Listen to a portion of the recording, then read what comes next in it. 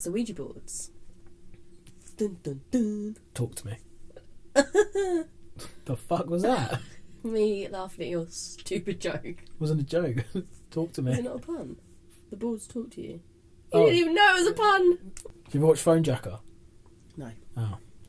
It's the end of that conversation. Yeah. There goes that joke. Hello everybody, and welcome to Things That Go Bump in the Night. This is Dylan. And this is Danny. And this week we'll be covering the origins of the infamous Ouija board and the creepy accounts that come with it. Are they just simple kid games? Are they a way for the other side to communicate with us? Or are they a door that can be left open for something darker to enter? So dim the lights, get yourself cosy, and let's begin. Ouija boards. Talk to me. Okay, so this week we're going to be discussing... Thanks for the really ironic laugh there as well. We're going to be discussing... You didn't even need to pity laugh. You could have just said nothing and it would have been better. Dead silence. Literally, I would have preferred that then. The fakest laugh I've ever done. It's borderline insulting. It wasn't even meant to be a joke. Now you've made it act like I tried to make it a joke and made it 10 times worse. Like, I think that was funny. Ouija boards. The board that answers back. A bit like you. There we go. Right, Ouija boards. What did you just say? I said it in a Chinese accent. Ouija boards. You said Ouija boards. Oh, raggy. What is Ouija boards. Oh, like scoobs. Yeah, you know, like raggy. What is it? Yeah, I raggy, know. like- Don't explain your joke. Oh, guys, the topic this week is Ouija boards. Oh, not even trying to be ironic. did you but not know like, that? we normally do like an intro. This intro this week is Ouija. Oh, we did do an intro though, didn't we? Yeah. Fucking hell. God, my God. Approximately 10 hours later. Ouija boards are often dismissed as just a game. Something you find in a toy shop, something teenagers mess around with at sleepovers, a bit of harmless fun. But for a lot of people, the Ouija board wasn't a game. It was the moment everything changed. Because the stories don't stop at strange messages, they don't stop at names spelled out on the board, they end in possessions, injuries, mental breakdowns, and things that followed people long after the board was put away. So tonight, we're talking about Ouija boards, where they came from, what people believed they actually do, and the very real cases where things went wrong. Badly wrong. Sounds like a plan. Sounds terrifying. Cool. So the Ouija board has its roots in the spiritual museum? The spiritual hell yeah. movement of the 1800s. It was a time when people truly believed that the dead could communicate with the living. And it makes sense when you think about it. The American Civil War had just ended. Hundreds of thousands of people were dead. Families were grieving and desperate for answers. Desperate for signs that their loved ones were still somewhere. Seances became popular. People gathered around tables. They tried table tipping, automatic writing, spirit slates, and eventually the talking board. The first Ouija board was patented in 1890, which is a lot earlier than I thought. Oh, it's about 120. No, that sounds about right. It wasn't sold as anything dark or dangerous. It was marketed as a parlour game, something to entertain guests, something mystical but harmless. Their name, Ouija, was said to mean yes, which, when you break it down, oui, O-U-I in French, and ja, J-A in German, which is interesting that they cross languages, so... It's weird. Yeah. No real explanation there either. As to why. I don't know. But very quickly people began reporting strange things. Messages that didn't make sense, entities that became angry, voices that didn't want to leave. Some users claimed that the board told them to keep playing when they wanted to stop. Others said it threatened them when they tried to stop. Actually, it first began as a kids game, as a children's parlour game, and then it turned into something dark. Creepy. Yeah. Yeah. I mean, I'm trying to see the entertainment value as a child. Don't know. I guess it was. I've heard that it was more a thing that was played at sleepovers for kids to ask, like, does this person like me? Yes or no. Like, who will I get married to? Like, almost like a fortune teller telling thing. And it turned into how to communicate with spirits and stuff. So, especially if kids were starting with it, they're vulnerable, they're open, we all know that the kids are open more to this stuff than adults. So susceptible. Yeah, that's the word. So whether that is like been a starting point for them to be preyed upon. Maybe. Yeah. I was interested to know about different cultures and their versions of Ouija boards, because I assumed different cultures had Ouija boards. I assumed it wasn't just one unanimous thing for all cultures. And I was right. So the Western culture, we primarily use the Ouija board for communication in that form of way. Obviously there's different things like seances, mediums and whatnot, but in terms of a board and letters, the Ouija board for the Western culture is the main one. In China, they use something called planchette, which is a traditional practice, which I believe has been around for a few hundred years. In ancient Greece, they use something called scrying, which is... Scrying. You are right. Yes, which is... I've done it before. Oh, well, you tell me how to do this one, because all this says is reflective surfaces for divination. So you can you can do mirror scrying, you can do... what is it? like the magic ball.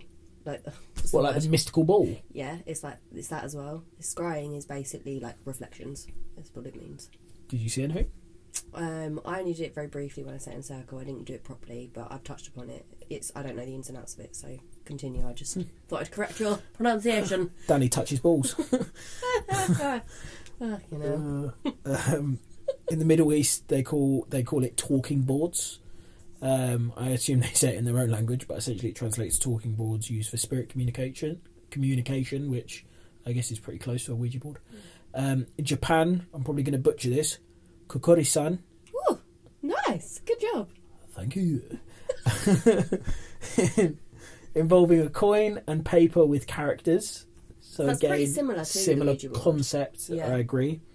Africa, they use, it's spelled Opele, so Apele or Apel is a Yoruba tradition, which doesn't really give much more of an explanation as to what it is. I'm sure it's something we can look into.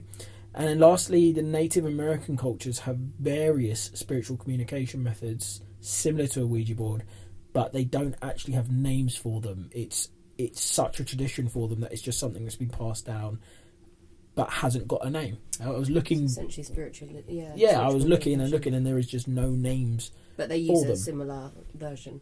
Yes. Nice. So, yeah, that's different cultures and their versions of Ouija boards. So, it's interesting that... Was it in Japan where they use the symbols and a coin? Kokuri-san. Yes. Yeah. Smashing it. Thank you.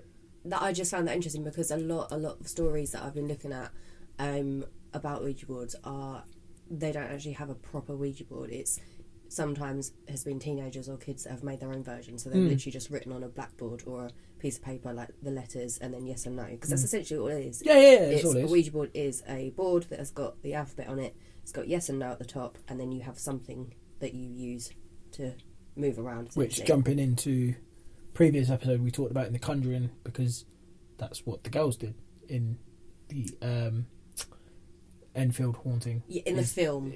Yeah. But we did read something, because I'm sure we touched on it, about a Ouija board that was made as well. Potentially, yeah. Also, another interesting fact, sorry, just thought I'd let you know. The first one that you read, Chinese one, was it? Oh, planchette. That is the name of the thing on the Ouija board. So you know the thing that is in the shape, triangular thing, yeah. And then you move it around, that is called planchette. Round. Which is interesting. Actually makes sense. Interesting. Also, off topic, Mm-hmm. saw my nan this week. Can't believe she didn't tell me this prior to our recording of the Enfield hauntings, but I was chatting away to her and I was telling her about the episode, and she was like, oh, I'll watch it. And she was like, I lived, because she was born in Enfield, she said that she lived 5 minutes from the house, and she said she used to walk past it on her way to school every day, and she said it was a weird house, she didn't like walking that way, and so many times she'd walk past and the furniture was outside on the front of the road and no one knew how it got out there. And I was like, Nan, why didn't you tell me this before I recorded? But She never thought to tell you about that. I mean, I guess she didn't know I was recording it, but why didn't I ask her? I feel like that's a story anyway. Like, I know. I was like, she was like, it's all over the news. No one wanted to walk down the road, and I was like, oh my god. But I'm not going to tell you, Danielle. How weird. I know, that is odd. Weird. Anyway, back on track. Sorry. No, just thought it was interesting. It is very interesting actually, because again we touched on that, and again go watch the previous episode if you haven't, because previous episode 2. That's the one. So obviously there's some more stuff we'll cover with that, but that is some of the origins of different cultures' versions of Ouija boards. But there is one distinctive factor with the westernised Ouija board, unsettling factor, that we'll get onto later. Okay. Cliffhanger. You'll only have to wait 10 minutes, guys. So many paranormal researchers believe Ouija boards don't summon specific spirits at all. They believe the board acts as a portal. So not a phone call to one person, but a door left wide open. And the problem with opening a door like that is that you don't get a chance to choose who walks through it. So obviously there's a lot of rules about Ouija boards, which we'll get onto later, but the main rule that everyone stands by are you have to say goodbye and close the session once you've finished, because essentially you're opening communication with the spirit world. So if you don't close that down, like, you've got no idea what's coming in. Anything could come in. So yeah, you don't get to choose who walks through. People often believe they're talking to children or deceased relatives or something friendly, but investigators warn that whatever answers through the board can lie. It can mimic, it can pretend to be something it isn't. And once that door is open, it isn't always properly closed, and it isn't always able to be closed, no matter how hard you try to close the session. So because of this, Ouija boards are actually banned in a surprising number of places. Many religious schools forbid them entirely. The Catholic Church has openly warned against their use, calling them a form of divination and a direct invasion to demonic influence. Exorcists frequently cite Ouija boards as a trigger event in possession cases. Even some historical buildings and private homes ban them outright after repeated disturbances linked to their use, which I know I touched on previously in episode 1 about the Lizzie Borden house, which I did check, and it was the Lizzie Borden house that they completely banned them from because too many things were happening and something specific happened with the Ouija board and they couldn't get the activity to calm, so they completely banned them there. People who claim to have had negative experiences with Ouija boards often report the same warning signs afterwards: sudden personality changes, night terrors, sleep paralysis, thanks, feeling watched, scratches, bruises, marks appearing overnight, electronics malfunctioning, animals reacting aggressively, and an overwhelming feeling that something followed them home. So yeah. Is that, well, I mean, just touching on this, I'll give a short story because I spoke to you about this earlier, but only briefly. So this is a friend telling a story about a friend, but this is my best friend, so he's not lying. And the friend that he's speaking about is, I think, actually a work colleague, to be fair. But essentially this work colleague his roots are Romani Gypsy. So that culture is very big on spiritual stuff and all that kind of stuff, communicating with the dead. And I don't know the time frame on this. I think it's in the last year they did a Ouija board. As soon as he only told me this the other day, and as soon as he said it, I was like, oh my god, what an idiot. And he's very much on the sort of level that I am. He's not a definite believer, but he doesn't mess with that stuff. Even he knows, that's stupid. Yeah. And long story short, this friend done it with him and his family in the house. Nothing actually happened on the Ouija board. And then a few days after that, the first things that started to happen was heavy running up the stairs. Couldn't explain it. And apparently my friend said when they sort of looked into it, apparently that's quite a common thing, is heavy running upstairs, up and down. They've heard voices. The guy's mum and sister, only the mum and sister though, keep hearing whispering in their ear. Yeah, what sounds like coming from behind. Chills. Yeah, and he said one of the most sort of one that really got them was the Dad normally comes home late from work, not too late, sort of like 9, 10 o'clock. And the door that they have is, like a proper, really thick fire door on the front door. So it's one of those ones where it can't just blow open by the wind, and you hear it slam. So they were in the living room, and it was him and his mum. I think his sister was upstairs at the time, and they heard the door slam.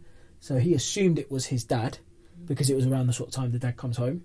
So obviously it's one of those ones where he's heard the door slam, sort of waited, I don't know, like 20 seconds, because by now the dad would normally say, I'm home, or walk in, blah, blah. About a minute goes by, still no one's walked in, so then they'd be like, well, that's a bit odd. So they go out to look for the dad, assuming he's just doing something, and he's not there. So they call him, he says, I'm still at work. So they're like, well, that door just slammed. Like, the undeniable... In a house? In a house. Oh, okay. In a house, yeah. An apartment? No, in a house. So it was an undeniable slam. Ooh. Yeah, so, again... First-hand account. My friend is not someone... He certainly wouldn't lie.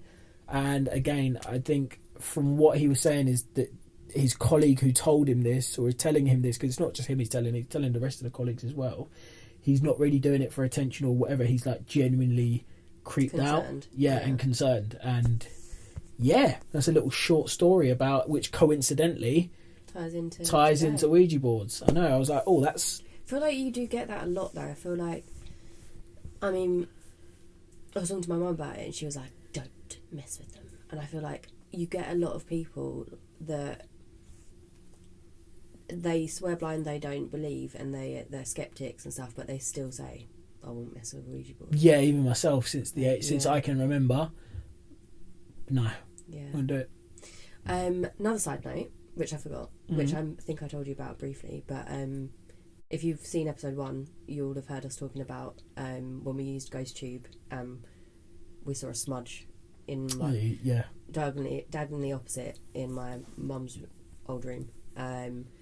And I was speaking to her about it because she'd watched episode 1, and she said, oh my god, you've scared me. People keep telling me that there's a woman that stands at the end of my bed, and it's like a strong woman figure, and they think it's my great nan. But she basically said that she always feels like when she's here alone that there's like activity or there's stuff going on in the hallway. And she said that it creeps her out, and she was like, no, you've creeped me out even more. So yeah, I tried to pass that on. But a good spirit? I think she has been to see loads of mediums, and I think she said 3 of them have told her that there's a strong woman presence that stands at the end of her bed, which is where we saw it, the smudge. Strong woman presence in a good way? Yeah, I think it's her great nan. I think that's what she thinks. She said she's never felt afraid, and to be fair, I've never felt afraid here.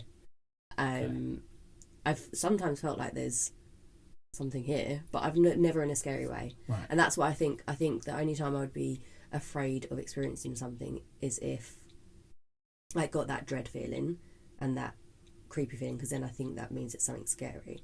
Whereas the only experiences I've had in this house, I've felt like not afraid or not like fearful, so I think that means good spirit. Cool. That's what I think anyway. But let's hope so. Okay, so I've got some interesting facts about Ouija boards. Okay, hit me. So, well, I don't know if this first one is a fact as such, but one of the things that came up a lot with the Ouija boards is what I wanted to know is, within the different cultures, do they also all have this creepy demonic side to it? You know, there's the side of talking to the dead and communicating with, you know, long lost loved ones and whatever it might be. And funny enough, no, they don't. From pretty much all the other cultures, it is very much just seen as a spiritual thing, not something to be scared of, not something that can encourage demonic entities or forces. And one of the big things it says is the big thing around the Ouija board being stigma, I guess. Stigma is more of a bad thing, but I get what you mean. I guess the infamousness. Say that again. The infamousness around Ouija boards having a demonic side. They did say quite a lot comes with the 20th century films and stuff like that in horror films. But obviously, undeniably, there are many accounts. I've never heard a nice story about a Ouija board. I haven't, but then, so 2 theories on that. One, is it just all bullshit and people don't have... Because, I mean, this is the tough thing, right? The ultimate way of seeing it is we put it to the test and we do a Ouija board. But neither of us are going to do that. Even I'm not doing that because it's a case of, but what if it isn't, innit? And it's like, I'm not going to... No, because, again, at the same time, I think... Especially after hearing, like, my friend's story... I'm tempted, but I'm not going to. I know, I'm tempted. I'm tempted because I know that I could make it safe, but I'm not going to. Yeah, and I agree. I totally agree. I wouldn't. I'm not willing to risk it. No, I'm not. And that's my point. Even though I think there is probably a load of bullshit around the demonic side of it, I'm not risking it either. I don't want that in my life. I personally think there's definitely cases that creepy stuff has happened, but I also think there's probably a lot of hoaxes. Well, the thing is, I just think it's and weird. People trying to creep people out. 100%, because all these other cultures with similar things to Ouija boards, they just don't have these recorded episodes. Well, that we know of. I mean, because we don't. But we don't go like Chinese Reddit or Greek. No. But that was part of the research I'd done. It was essentially looking at accounts and a bit similar to Reddit, and maybe there are 1 or 2 out of there, but there'll be 1 or 2 of everything. Yeah. But in terms of like a regular occurrence of this is bad, don't do this, this has happened, it's just not there. So again, the first theory. One theory is it just bullshit, and actually, okay, it might be a form to communicate with the dead, but all these bad demonic things people don't happen don't actually happen. Mm-hmm. The second darker theory is the Ouija board, when it was created for the wrong reasons, and actually it's a demonic thing. Yeah. And we're all playing a demonic game that we don't realise. Or is it cursed? Yeah, but cursed in I can only say or assume cursed in a demonic sense. Yeah. Because, again, that touches on what we spoke about earlier. If it was targeted at children to start with, that's then... They're quite vulnerable, and if they've played around with it and messed it, they're probably going to taunt whatever's coming, because they're kids like play around with it. So has that then become a cursed object? And well, again, it's like toys and stuff that satanic things always attached to. It's like toys because they're easy to get to children and stuff like that. Yeah. So to me, if anything, that is quite a logical explanation, because why does every other culture that have a lot more deep-rooted traditions as well, because this Ouija boards aren't deep-rooted traditions, it's a game that was made by someone 130 odd years ago and has taken off, and obviously it's very much been popularised in media and movies and stuff like that. Even by that, even it being a demonic thing in films, that then puts a target on it. Exactly, because it encourages other people to do it. Then curses it. That yes, then, 100%. I think I agree. Yeah. So, and then, admittedly, I did then. I mean, this will go into one of the other interesting facts I found. So, it was patented in 1891 by someone called Elijah Bond.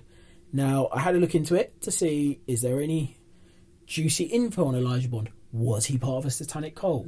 Was he, was he a demon? Was he someone bad? Essentially, and the simple answer is there's nothing online that I could find that says that. Mm-hmm. That doesn't necessarily mean he wasn't part of some deep, dark, horrible shit. But at the same time, maybe he wasn't. Maybe he was just a guy that patented a thing, and I don't know. So, again, touching on Elijah Bond a bit more. So, this goes down to the name.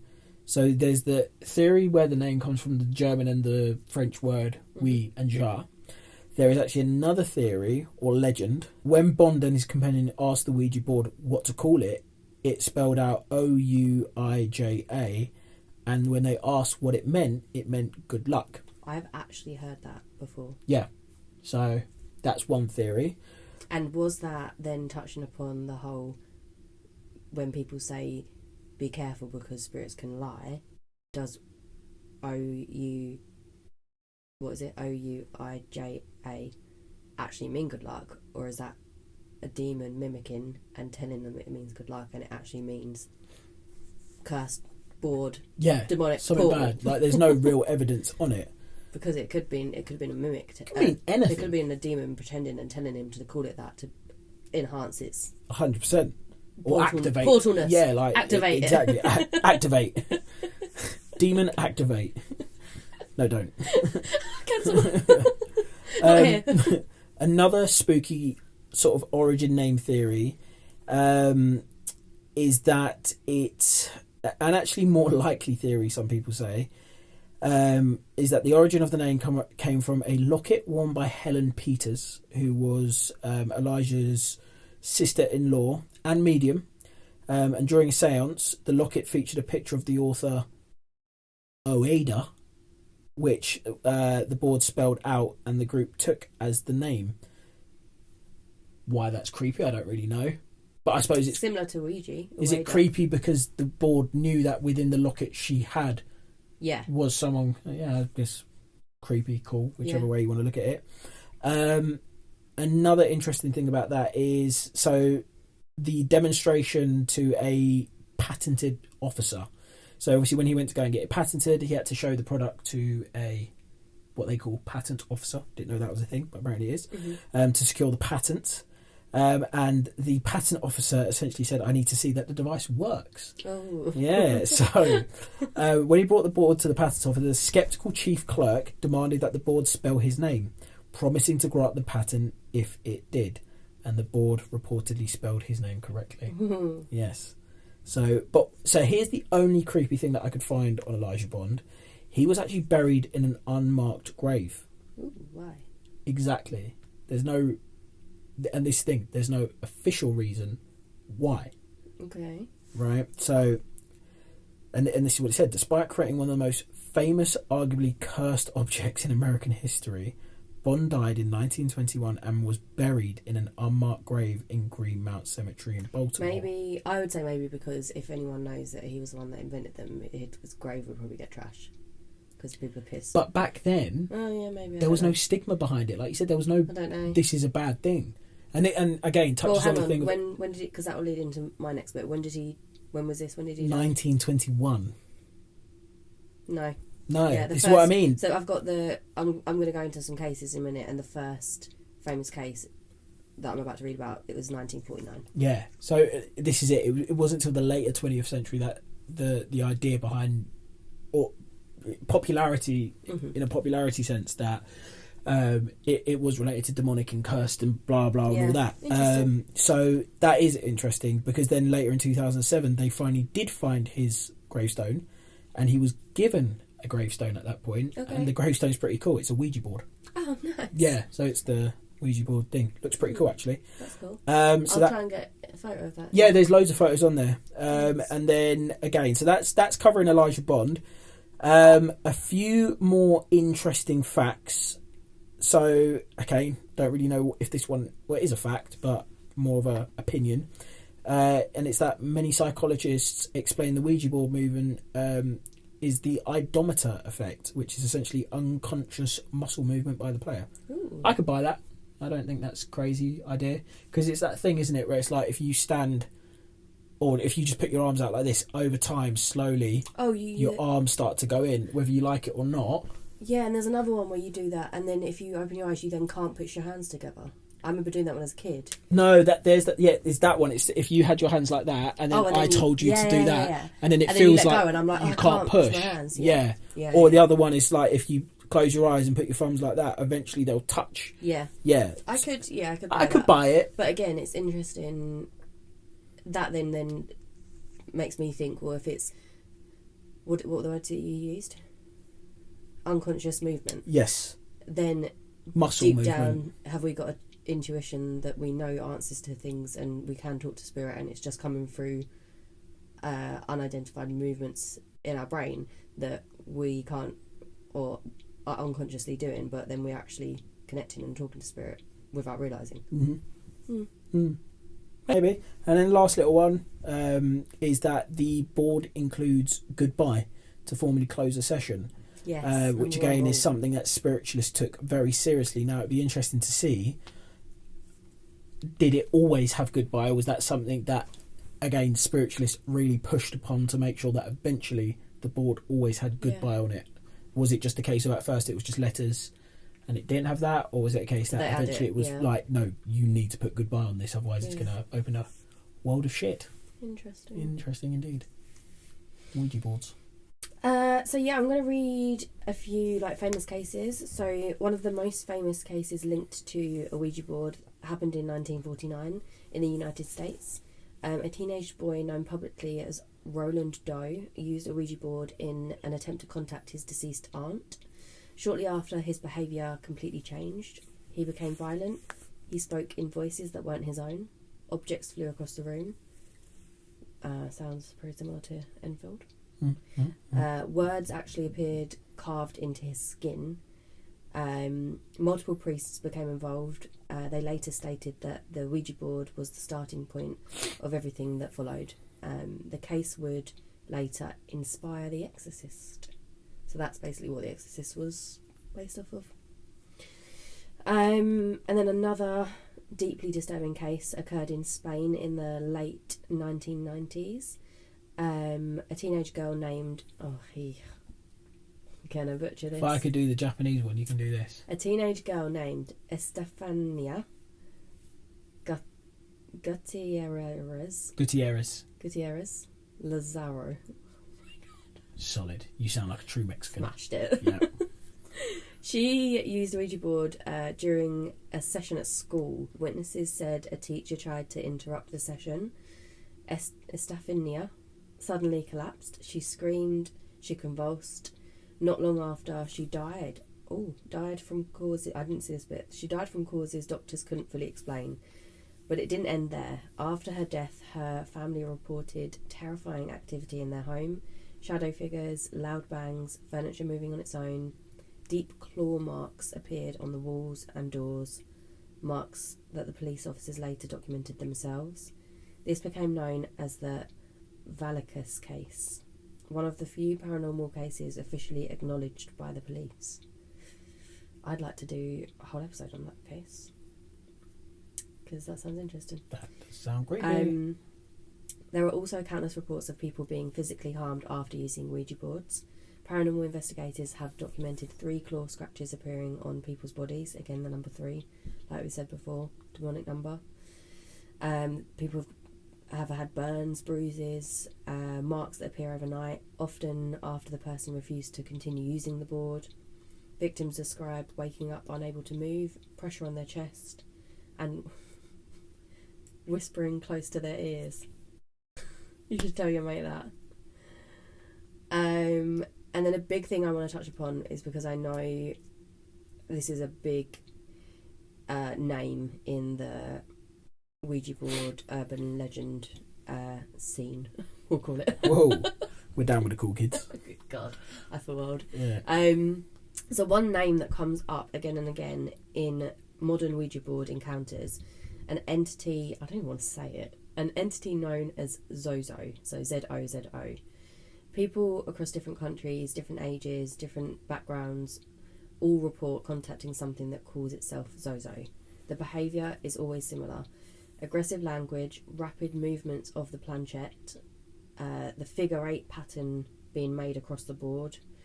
And Zozo often threatens users, mocks them, encourages self-harm, and in many cases people say that the activity didn't stop when the board was put away.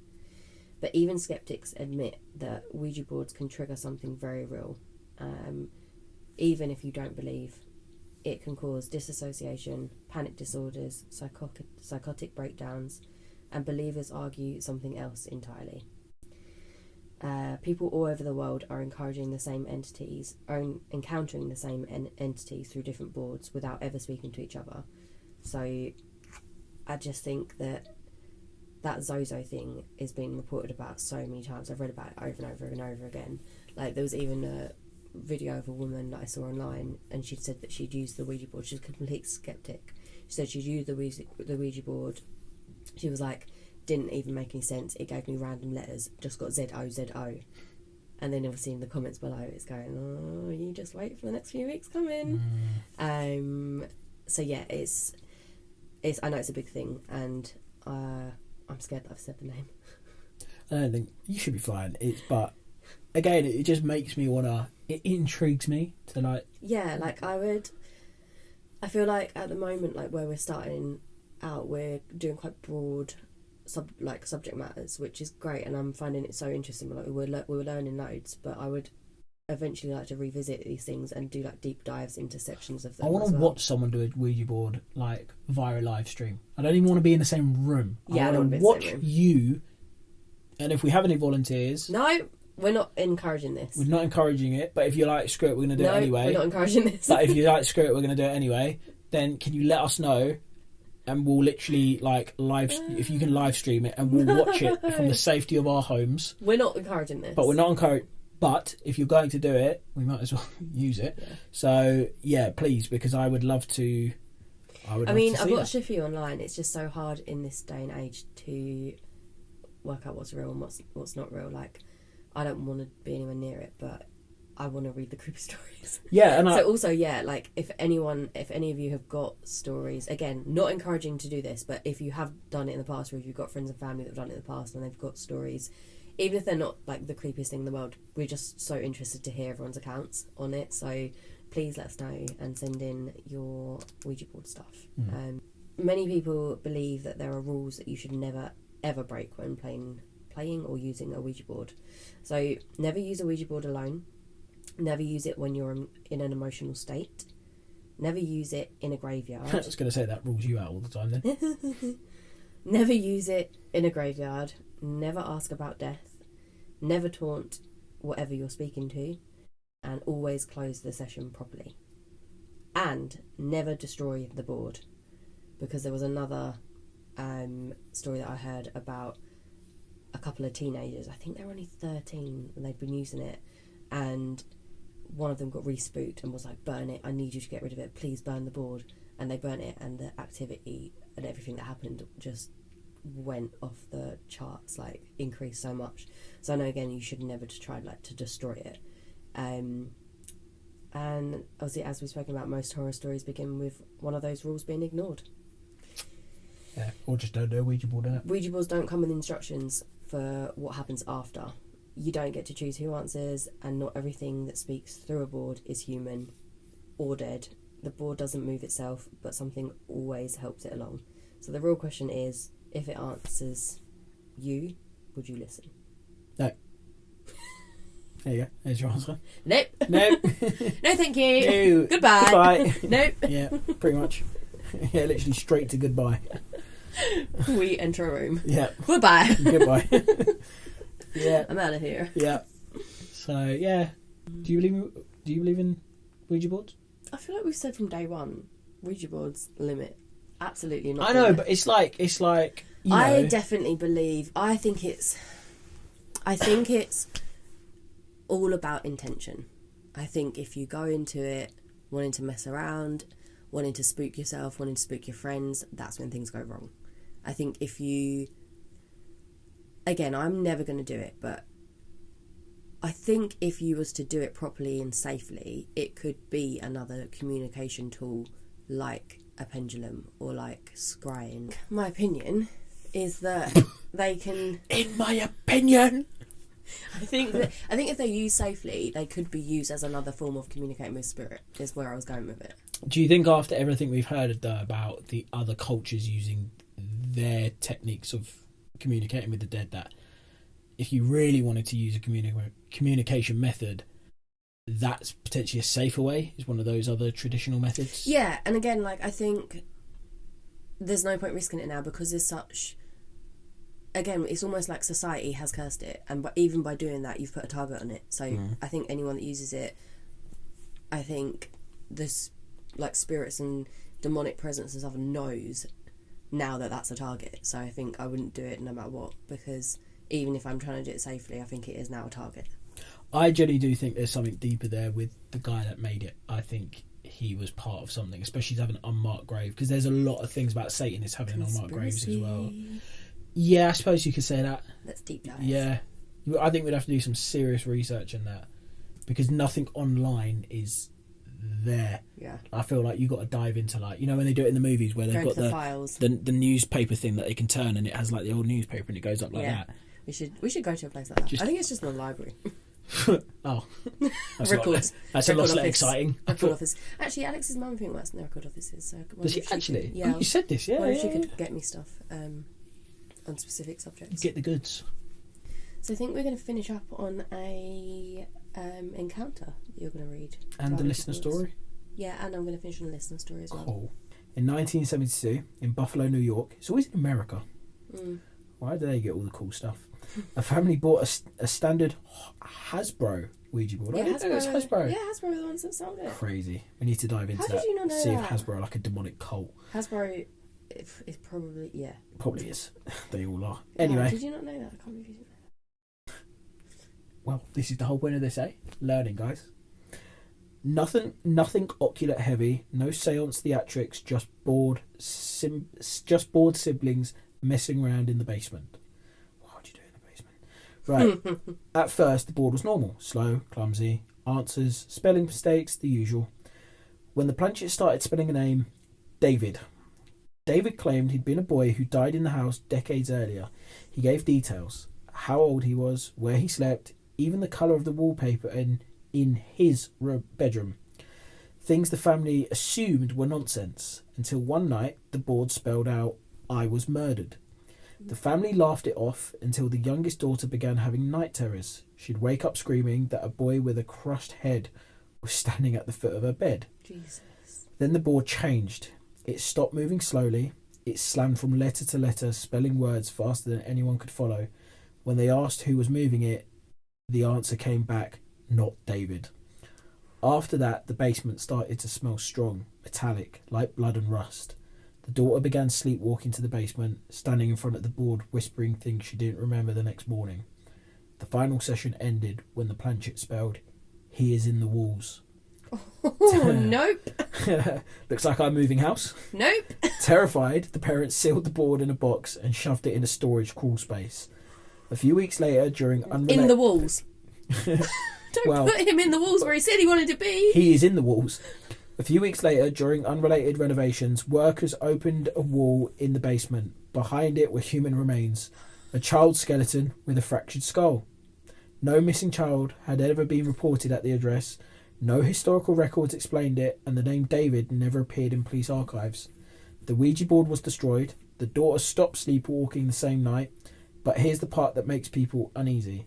Years later, the now adult daughter admitted she still had dreams of a boy standing behind her, silently mouthing words, and she's certain he's saying, "You didn't ask my name." You didn't ask my name. Oh, I don't like it. I don't get it though. She's certain he's saying, "You didn't ask my name." Oh, because he said not David. No, but... So what is his name? Is he a demon? Is he real? Is he...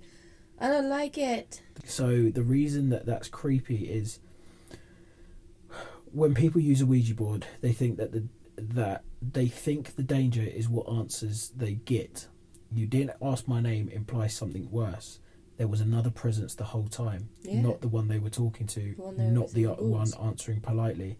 They assumed David was the entity because that's the name it appeared, but they never verified who was actually moving the planchette. That means the questions were being redirected, the answers were curated, and the board was never honest. The creepiness comes from realising they weren't communicating, they were being managed. Yeah, by the guy that lives on the walls. The demon in the walls. No, the person in the walls was the boy. Crushed head. Yeah, but then by something else. I don't know, it's creepy, I don't like it. What did it mean by no records of David? Because it wasn't his name. Oh yeah, because it wasn't his name. Yeah. I mean, that's proof there.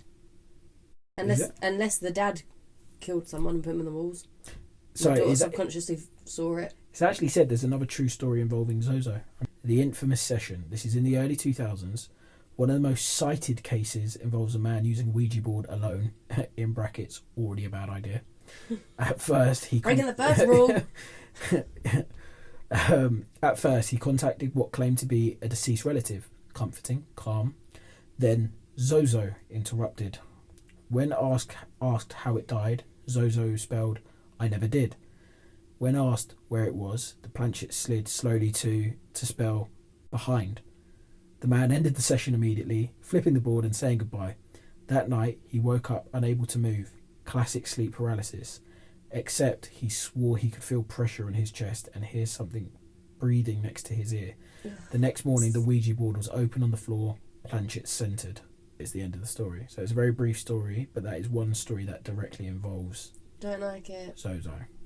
And again, it's the whispering, the breathing in the ear, and the pressure on the chest. That's come up a few times. Well, not for me. So, we're going to finish on our latest listener story. Woo!